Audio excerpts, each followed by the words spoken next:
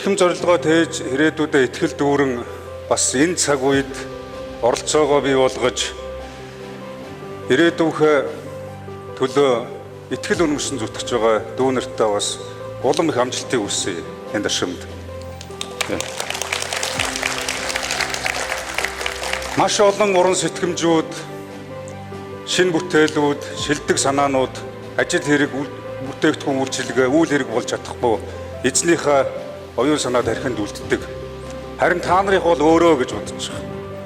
Гялдсан оч шиг, дүрлцсэн гас шиг бадарч та бүхний энэ нийгэмд бий болох оролцоог чинь улам тод том руу харуулсан, энэ нийгмийнхаа сайн сайхны төлөө дуу хоолой болсон, өөрийнхөө хувийн төдийгүй нийгмийн хариуцлагатай болох, өрсөлдөх чадвартай иргэн болоход илүү их гэрэл дэгээ бий болгосон маш их итгэл үнэмшил та бүхэнд байгаа гэдэгт би огт эргэлзэхгүй байна. Миний хувьд болохоор ангийнхаа 2 хүүхэдтэй энэ хүү төслийн уралдаанд оролцож байгаа. За энэ л миний одоо ингээд хүрээлэн боочтой хийж чадах ингээд өөрийн гэсэн бүтээл уралж чадах боломж юм байна гэж ойлгосон.